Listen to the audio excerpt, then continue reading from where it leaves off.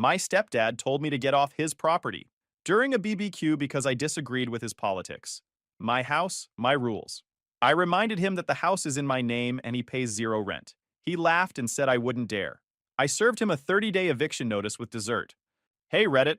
So my stepdad told me to leave his property during a family BBQ because I had the audacity to disagree with his political opinions. He puffed up his chest like some kind of suburban warlord and hit me with the classic my house, my rules. One small problem. The house is literally in my name. He pays zero rent, zero utilities, zero property taxes, and apparently zero attention to legal documents. When I reminded him of this minor detail, he laughed in my face and said I wouldn't dare do anything about it.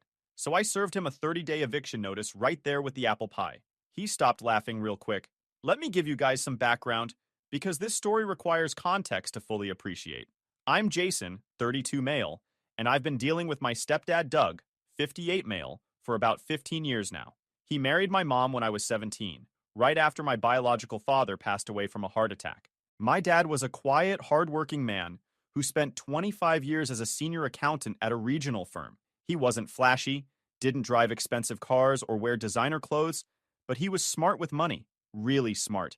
The kind of guy who maxed out his retirement contributions, invested in index funds, and paid off the house by the time he was 45. When Dad died, he left everything to me and my mom.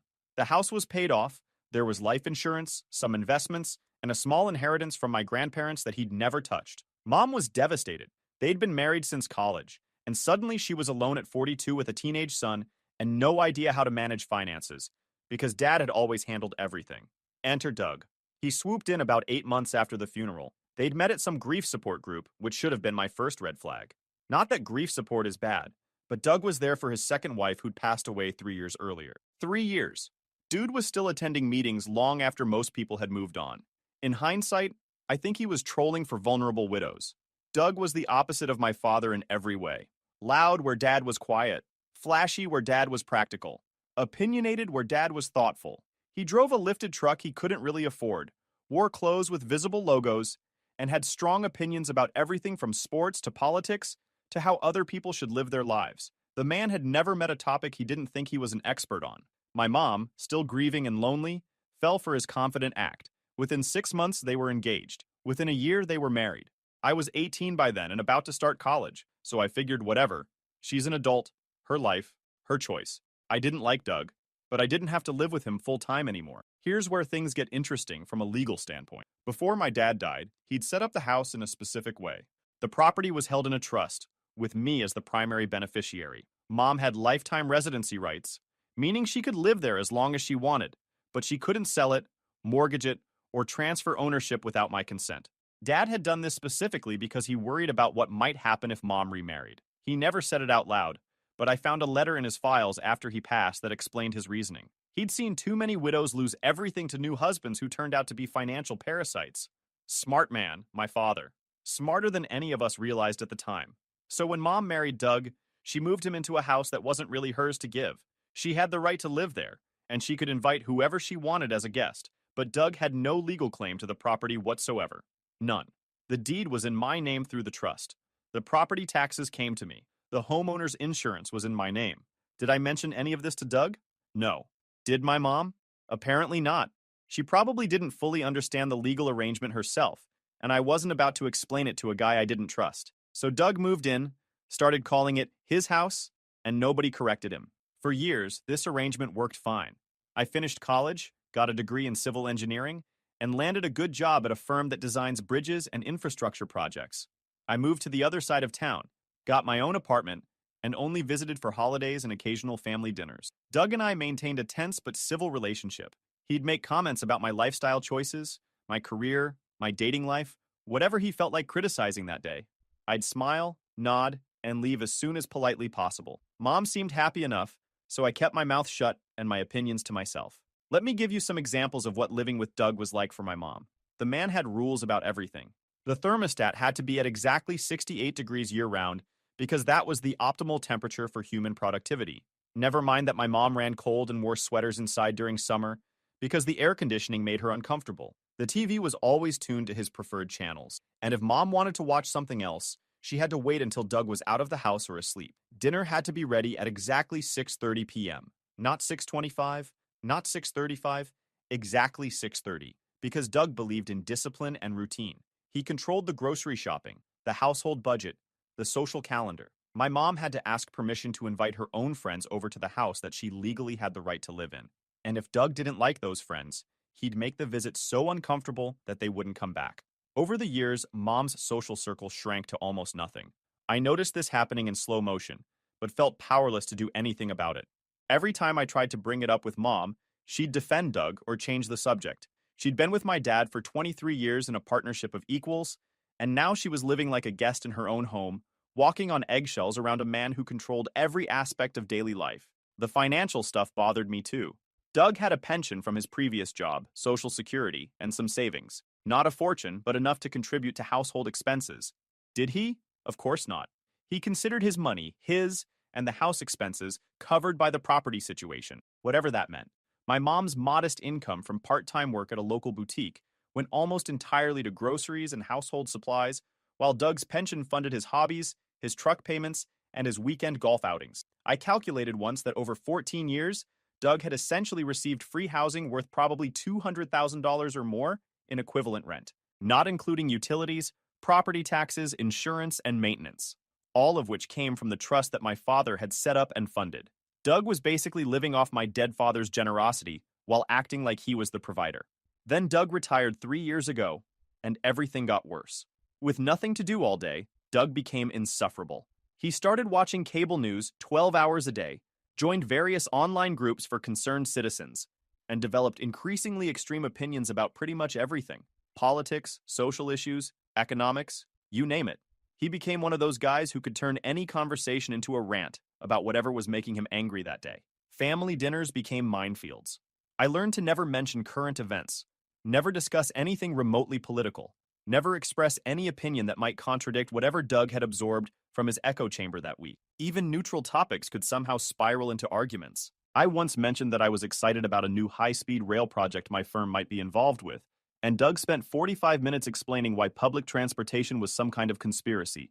I just wanted to talk about engineering. The man made it exhausting. My mom started looking tired. She'd try to change subjects, smooth over arguments, keep the peace. I noticed she'd stopped expressing her own opinions about anything. She'd just nod along with whatever Doug said, then give me apologetic looks when he wasn't watching. I asked her once if she was okay. Really okay. She said Doug was just passionate, and she'd learned to let things go. That broke my heart a little, but what could I do? She was an adult making her own choices. Then came the BBQ. It was 4th of July weekend, and Mom had organized what she called a family reunion barbecue. Extended family, neighbors, some of Mom's friends from her book club, maybe 30 people total, all gathered in the backyard of the house that, again, legally belongs to me. Doug was in his element.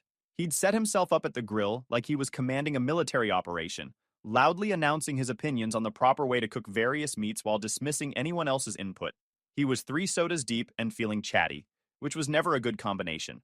I was sitting at one of the folding tables with my cousin Brian and his wife, trying to have a normal conversation about Brian's new job. Doug wandered over, spatula in hand, and inserted himself into our discussion. "You know what the problem is with this country?" he announced, as if anyone had asked. We all exchanged those resigned looks that family members share when they know what's coming. Doug launched into a tirade about various political issues. I won't bore you with the details because honestly, the specific politics don't matter. What matters is that he was loudly expressing some pretty extreme views in front of 30 guests, many of whom clearly disagreed based on their uncomfortable expressions. I watched my aunt shift uncomfortably in her lawn chair. My cousin Brian's wife suddenly became very interested in her potato salad. Mrs. Patterson from 3 doors down, who'd known my father for 20 years, was staring at the ground like she wished it would swallow her whole. Doug didn't notice any of this. He never did. The man had the self-awareness of a brick wall. I tried to stay quiet. I really did. But then Doug said something that was just factually wrong, not a matter of opinion, but an actual misstatement of basic facts about how certain government programs work. As a civil engineer who works on infrastructure projects, I happen to know quite a bit about how government funding and oversight actually functions, so I politely corrected him. Actually, Doug, that's not quite how it works. The funding mechanism is structured differently. I can explain if you're interested. I said it calmly, respectfully even. I wasn't trying to embarrass him or start a fight. I just wanted to correct a factual error that he was loudly broadcasting to everyone at the party. Doug's face went red. He doesn't like being corrected. Never has. Oh, here we go, he said, loud enough for everyone to hear. The college boy thinks he knows more than everyone else. Typical. I'm not saying I know more than everyone. I'm just saying that the specific thing you described isn't how the process actually works. I deal with this stuff professionally. You deal with building bridges. You don't know anything about the real issue. Infrastructure funding is literally my job, Doug. He puffed up like a territorial bird. Some of the guests were watching now, and I could see a few of them trying to pretend they weren't listening. You know what your problem is? Doug said, pointing at me with his spatula. You think because you went to college and got some fancy degree that you're better than hardworking Americans who actually built this country, I sighed. I never said anything like that. I'm just telling you that what you said about the funding structure was incorrect. No, you're disrespecting me. In my own home. In front of everyone. And there it was. The phrase that started everything. Your home? I said, keeping my voice level. That's right. My home. My backyard. My rules. And my rule is that nobody disrespects me at my own barbecue. So if you can't show some respect, you can get off my property. I stared at him. My mom had appeared at the edge of the patio, looking panicked. Brian and his wife were frozen in their seats. A few of the neighbors had stopped pretending not to watch. Doug, just to be clear, you're telling me to leave your property because I corrected a factual error? I'm telling you to leave because you don't know your place. This is my house. I'm the man of this family, and I won't be contradicted by some know-it-all kid. I was 32 years old. The kid comment was particularly grating. My mom rushed over. Doug, honey, let's just calm down and enjoy the party. No, Linda. I'm tired of tiptoeing around his feelings. He thinks he can come into my house and tell me I'm wrong? Not happening. Not anymore. Doug, I said slowly, whose name do you think is on the deed to this house? He laughed. Actually laughed in my face. What? Mine and Linda's, obviously. We've lived here for 14 years. Have you ever actually seen the deed? He sputtered. I don't need to see some piece of paper. I live here. I've lived here for over a decade. This is my home. Actually, the property is held in a trust established by my father. The deed is in my name. Has been since Dad died. You don't own this house, Doug. You don't even rent it. You live here because I allow it. Rent-free, I might add. You haven't contributed a single dollar toward the mortgage, the property taxes, or the homeowner's insurance because there is no mortgage, and I pay the taxes and insurance. Doug's face went through several colors. Red, then pale, then red again. That's ridiculous. Linda, tell him that's ridiculous. My mom looked like she wanted the ground to swallow her whole. Doug, she said quietly. He's right. The house was in David's trust. It passed to Jason when David died. I have the right to live here, but I don't own it. You never told me that. I didn't think it mattered. We live here. We take care of it. I didn't think... You didn't think? Doug's voice was rising. You let me believe this was our house for 14 years? It is our home. It's just not technically... Doug turned back to me, his face now settled on a deep, angry red. So what? You think because of some legal technicality you can just kick us out? That's insane. No court would allow it. We've lived here for 14 years. That establishes residency, rights. He had a point about tenancy rights, actually. Even without a formal lease, long-term residents have certain protection. But those protections didn't give him ownership, and they certainly didn't let him kick me off my property. I'm not talking about kicking you out, I said. I'm pointing out that you're standing in the backyard of a house you don't own, telling the actual owner to leave. The irony is pretty thick, don't you think? This is insane. You're insane. Linda, your son is insane. Doug, please, let's just... No! I want him off my property. Now! He's not welcome here anymore. I stood up from the table. Several guests were openly staring now. Fine, I'll leave. But Doug, you might want to remember this conversation the next time you think about whose house this really is. Because if I'm not welcome in my own home, then maybe we need to have a serious discussion about who actually is welcome. I left, walked right out, got in my car, and drove home. My phone started blowing up before I even got there. Mom calling, texting, apologizing, my aunt calling to ask what happened. Brian texting to say that was intense. I ignored all of it for the rest of the evening. I needed to think. The next morning, I made some decisions. First, I called my attorney. She's a real estate lawyer who had helped me with some property investments, and she confirmed what I already knew. Doug was a tenant at will at best. He had no lease, paid no rent, and had no legal claim to the property beyond the fact that he lived there with someone who had residency rights. I could evict him with 30 days' notice, standard procedure for month-to-month tenancies or guests who have overstayed. What about my mom? I asked. She has lifetime residency rights per the trust. You can't evict her, and honestly, you probably wouldn't want to. But Doug, he's just her guest, and guests can be asked to leave. I spent a week thinking about it. Part of me wanted to cool off and let it blow over. But then I started hearing from family members about what Doug was saying behind my back. According to my cousin Brian, Doug was telling everyone at the BBQ that I was mentally unstable and had threatened him. He was spinning the whole thing to make himself look like the victim.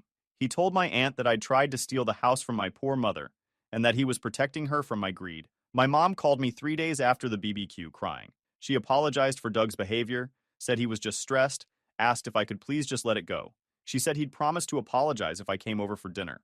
I went. Against my better judgment, I went. Doug's idea of an apology was something like, "I'm sorry you got upset about what I said. I was just expressing my opinions, and you took it too personally. But I accept your apology for disrespecting me, and we can move on." I literally laughed. "I'm sorry, what? You accept my apology?" "Yeah, for correcting me in front of everyone. That was embarrassing. Doug, you told me to get off my own property. Our property. Our home. It's not your property. We established that. The deed is in my name. Yeah, on paper maybe. But morally, ethically, this is the home I've lived in for 14 years. I've mowed this lawn, fixed the gutters, maintained everything. I've earned the right to call it mine. You've earned nothing. You don't pay rent. You don't pay taxes. You don't pay insurance. You contribute nothing financially to this property. I contribute my labor, my expertise. I'm the man of this house." My mom was sitting there wringing her hands, looking miserable. "Doug," I said, suddenly very calm, "I'm going to ask you one time. Will you apologize sincerely for telling me to leave my own property and acknowledge that you don't own this house?" He crossed his arms. "No, because I have nothing to apologize for. You were the one being disrespectful, and I don't care what some piece of paper says. This is my home, and as far as I'm concerned, you're just the landlord, and a pretty terrible one, demanding apologies from your own family." "Okay," I said. "Okay." I left. The next day, I called my attorney again and told her to prepare the eviction paperwork. 30-day notice to vacate, addressed to Douglas Palmer, delivered properly and legally. My attorney asked if I was sure. I said yes. She asked about my mom. I explained that mom wasn't being evicted, just Doug. Mom could stay as long as she wanted, but Doug had to go. The paperwork was ready in 2 days. Now came the question of delivery. I could have sent it by certified mail. I could have had a process server deliver it.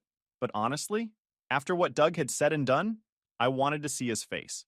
2 Saturdays after the BBQ, I showed up at the house unannounced. Mom was surprised but happy to see me. Doug was in his recliner watching his usual programming. "Jason, what a nice surprise. Are you staying for dinner?" "Actually, Mom, I brought dessert." I held up the apple pie I'd picked up from the bakery. Mom took it to the kitchen while I sat down in the living room. Doug barely acknowledged me, just grunted and kept watching his show. "How's it going, Doug?" "Fine." "House treating you well?" He finally looked at me, suspicious. "What's that supposed to mean?" "Nothing, just making conversation." "Hey, can you turn that off for a second? I have something for you." He muted the TV, looking annoyed. I reached into my jacket and pulled out the envelope, handed it to him. "What's this?" "Open it." He tore open the envelope and pulled out the papers. I watched his face as he read. The confusion, the disbelief, then the rage. "What is this?" "That's a 30-day notice to vacate. You have until August 15th to find a new place to live. After that date, if you're still here, I'll begin formal eviction proceedings through the court." "You can't be serious." "I'm completely serious." My mom came back from the kitchen. "What's going on?" Doug threw the papers at her. "Your son is trying to kick me out. He's evicting me from my own home." Mom read the papers, her face going pale. "Jason, you can't do this. This is our home. It's your home, Mom. You have the right to live here as long as you want. That right is protected in the trust. But Doug doesn't have the same protection. He's not on the deed. He's not in the trust. He doesn't pay rent. Legally, he's just a guest. And after what happened at the BBQ, he's a guest who's worn out his welcome. This is insane." Doug was on his feet now. "You can't just throw me out because you got your feelings hurt." "I'm not throwing you out because my feelings got hurt. I'm removing a tenant who told me I wasn't welcome in my own home. You said I could get off your property, remember? Well, turns out it's not your property, so now you can get off mine. No court will enforce this. We'll fight it. I'll hire a lawyer. Go ahead. Any lawyer will tell you the same thing. You have no lease. You pay no rent. You have no legal claim to this property beyond your marriage to my mother, and spousal rights don't override the terms of my father's trust. You're month to month at best, and I'm giving you notice." Doug turned to my mom. Linda, tell him to stop this. Tell him he can't do this to your husband. My mom was crying now. Jason, please. I know he was wrong, but this is too much. Where will he go? That's his problem to figure out. He's got 30 days. That's more notice than most people get. He can find an apartment, move in with family, whatever he needs to do, but he's not staying here. Doug got in my face. You ungrateful little punk. After everything I've done for this family, after all the years I spent taking care of your mother, keeping this house running, being a father figure to you, this is how you repay me? Father figure? I actually laughed. Doug, you've never been anything close to a father figure. You've been a house guest who criticized everything I did, mooched off my father's house, and spent the last 15 years acting like you owned a property you never contributed to. My father built this. My father paid for it. My father made sure it would be protected. You just showed up after he died and moved in. I married your mother. That means something. It means you married my mother. It doesn't mean you own her house. It doesn't mean you get to tell the property owner to leave. And it doesn't mean I have to tolerate being disrespected in my own home by someone who lives there rent-free. Doug looked like he wanted to hit me. I almost wished he would. It would have made the eviction a lot simpler. Instead, he grabbed the eviction notice off the floor and tore it in half. There. Problem solved. I'm not going anywhere. I smiled. That's your copy. My attorney has the original, filed with the county clerk. Tearing up the paper doesn't change anything. You've been served. I turned to my mom. Mom, I love you. You're welcome to stay here as long as you want. That will never change. But Doug has to go. This is my decision, and it's final. I left. Behind me, I could hear Doug shouting and my mom crying. It wasn't pleasant, but it was necessary. The next few weeks were chaos. Doug initially refused to believe the eviction was real. He consulted a lawyer friend, who apparently told him exactly what my attorney had told me. He had no legal claim to the property, and the eviction was valid. He tried calling me to negotiate, but his idea of negotiation was alternating between threats and guilt trips. You're destroying your mother's life, he said in one voicemail. She'll never forgive you for this. I know people, he said in another.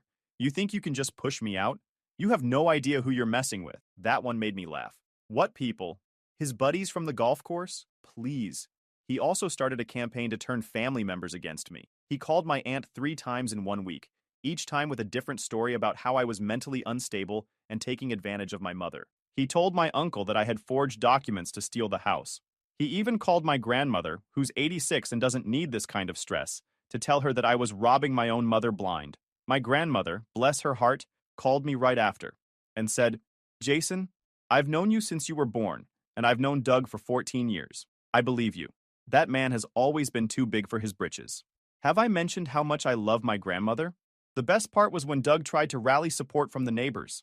He went door to door on the street, telling everyone that I was a cruel, heartless son who was throwing his poor stepfather out on the streets. Most of the neighbors had known my father, had watched me grow up, and weren't buying what Doug was selling. Mrs. Patterson from 3 doors down actually called me to say she'd never liked Doug and was glad someone was finally putting him in his place. He tried getting other family members to intervene. My aunt called me to ask if there was any way to work this out. I explained the situation, and she said she understood, but wished there was another way. My cousin Brian called to say he supported me completely and that Doug had been insufferable at family events for years. The best call came from my Uncle Pete, my dad's brother, who I hadn't talked to in months. Jason, I heard what's going on. I just want you to know your father would be proud of you. Really? This feels like a pretty aggressive move. Your father set up that trust specifically because he didn't want some guy to come along and take advantage of your mother. He predicted this exact scenario. He told me once that if Linda remarried, he wanted to make sure the house stayed in the family. He didn't want her getting pressured into selling, and he didn't want some new husband taking what he'd built. You're doing exactly what David wanted. That conversation meant more to me than I can express. My mom tried multiple times to get me to reconsider. She showed up at my apartment crying. She called me at work. She sent long emails about how Doug was sorry, how he'd change, how I was breaking up their marriage. She even got my aunt to call me on her behalf. My Aunt Karen, who I've always been close to, tried to explain that Doug was from a different generation and didn't mean things the way they sounded. I told Aunt Karen that Doug was from the same generation as my father, and my father never told me to get off my own property or laughed in my face when I pointed out basic facts. Being from a certain generation doesn't excuse being a terrible person. The most frustrating conversation was with my mom's best friend Patricia, who called me one evening to help me see reason. Patricia explained that Doug was really struggling with feeling like he'd lost control of his life, and that maybe I could show some compassion. Patricia, I said, Doug has had 14 years of free housing. He's contributed nothing financially while acting like he owns the place. He told me, the actual owner, to leave my own property. And when I pointed out that I own the house, he laughed and said I wouldn't dare do anything about it. What part of that deserves my compassion? Patricia didn't have an answer for that. I felt bad for her. I really did. But I'd also seen how tired she looked at every family gathering, how she'd stopped expressing opinions, how she walked on eggshells around Doug. Part of me hoped this might actually be good for her in the long run. On day 25, Doug still hadn't moved out. He was calling my bluff, convinced I wouldn't actually go through with a court eviction. He was wrong. On day 31, I filed the formal eviction proceedings. The court date was set for 3 weeks later. That's when Doug finally started to take this seriously. He hired an actual attorney this time, not just a friend who happened to be a lawyer. His attorney sent mine a letter requesting a meeting to discuss a resolution. My attorney advised me to at least hear them out. We met at my attorney's office. Doug, his lawyer, me, and my lawyer. Doug walked in like he owned the place. Same as always. Classic Doug. He was wearing his best golf polo and khakis, like he was showing up for a country club meeting instead of a legal negotiation about his impending homelessness. He didn't look at me, just sat down, crossed his arms, and stared at the wall. His attorney was a younger guy, maybe mid-30s, who looked like he'd drawn the short straw at his firm and gotten stuck with this case. He kept glancing at Doug like he was already regretting his life choices. Doug's attorney laid out their position. Doug had been a tenant for 14 years, had invested labor and resources into maintaining the property, and deserved compensation if he was going to be forced out. Compensation for what exactly? My attorney asked. For the improvements Mr. Palmer has made to the property over the years. The landscaping, the maintenance, the upgrades to various systems. Does Mr. Palmer have receipts for these alleged improvements? He did not. Of course he didn't. Furthermore, his attorney continued, we believe the eviction is being pursued in bad faith as retaliation for a personal disagreement. Mr. Palmer has done nothing to warrant removal from his home. I spoke up. His home? He doesn't own the home. He doesn't pay rent. He doesn't pay property taxes. He told me, the actual owner, to get off his property. When I pointed out that I own the property, he laughed in my face and said I wouldn't dare do anything about it. Well, I dared. Now he can deal with the consequences. Doug's attorney looked uncomfortable. I got the sense he hadn't gotten the full story from his client. My attorney presented her case. The trust documents, the deed in my name, records showing 0 rent payments, 0 property tax contributions from Doug, nothing. She also presented the timeline of events, including signed witness statements from 3 people who were at the BBQ confirming what Doug had said. Doug's attorney asked for a recess to speak with his client. When they came back, the attorney's demeanor had changed. Mr. Palmer is willing to vacate the property within 60 days if Mr. Wallace will agree not to pursue him for any back rent or damages. Wait, his attorney just called me Mr. Wallace? That was awkward since my name is definitely not Wallace. Everyone looked confused for a second before his attorney apologized for the mix-up. Apparently he was working another eviction case and got his clients confused. Real professional. Anyway, I considered the offer. 60 days was longer than I wanted, but it would avoid a potentially messy court battle. 45 days, I countered, and he stays away from family events where I'm present for the next 2 years? Doug started to protest, but his attorney put a hand on his arm. We can agree to 45 days. The family event restriction is unusual, but if it avoids further conflict, Mr. Palmer will comply. We signed the agreement that afternoon. Doug was out of the house 43 days later. He moved into an apartment across town, which I'm told is significantly smaller and significantly less nice than the house he'd been living in rent-free for 14 years. My mom stayed in the house. I told her she could live there as long as she wanted. No strings attached. She cried and thanked me and said she was sorry for everything. Here's the update everyone's been waiting for. It's been 6 months since Doug moved out. My mom is doing better than I expected. The first few weeks were rough, but around week 3 I stopped by the house and found her rearranging furniture. She'd moved Doug's recliner to the garage and replaced it with a reading chair from an estate sale. The TV was off. Music was playing. I hadn't heard music in that house since my father was alive. Over the following weeks, she started reconnecting with friends she'd lost touch with. Her college roommate visited. Her sister flew in from Colorado.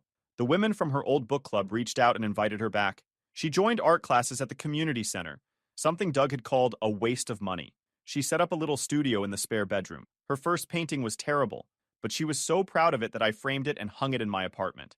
Doug, meanwhile, crashed and burned. From what I hear through the family grapevine, his new apartment flooded 3 weeks after he moved in. Burst pipe in the unit above him. destroyed most of his furniture and electronics. Insurance covered some of it, but he'd cheaped out on renter's insurance, so he ate most of the loss. Had to sleep on an air mattress for 2 weeks while he waited for replacement furniture to arrive. Then he got rear-ended at a stoplight. His truck was in the shop for 6 weeks.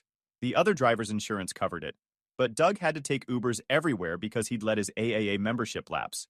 Spent over $800 on rides in those 6 weeks alone. His apartment complex also hit him with a fine for violating the noise ordinance. Apparently, he'd been watching his cable news programs at maximum volume late at night, and the neighbors complained. The property manager sent him a warning letter, and when he ignored it, they fined him $300. He tried to fight it and lost. My mom filed for divorce about 2 months after he moved out. Doug tried to claim half of everything, including the house. His attorney had to explain again that he had no claim to a property held in trust that predated the marriage. The judge actually laughed during one of the hearings when Doug's lawyer tried to argue he'd invested sweat equity into a home he'd lived in rent-free. The divorce finalized last month. Doug walked away with his personal belongings, his truck, and about $12,000 from their joint savings account. That was it. 14 years of marriage, and he got less than 1 year of rent would have cost him. Best part? Remember his golf buddies he was always bragging about? Turns out they were more interested in using his backyard for summer cookouts than in his actual friendship. Once he moved to the apartment with no yard and no grill, the invitations stopped coming. I heard from my cousin that Doug tried to organize a golf outing last month, and only 2 people showed up. Last month, Doug made one final play. He showed up at my mom's house unannounced, flowers in hand, talking about reconciliation and starting fresh. My mom called me while he was still on the porch. I drove over. Doug was sitting on the front steps looking pathetic when I pulled up. "She doesn't want to talk to you," I said. "This is between me and Linda." "No, this is you trespassing on my property. Again. You want me to call the cops or are you going to leave?" He left the flowers on the porch and drove away. My mom threw them in the trash. 2 weeks later, I got a LinkedIn notification. Doug had viewed my profile. Then I got a friend request on Facebook.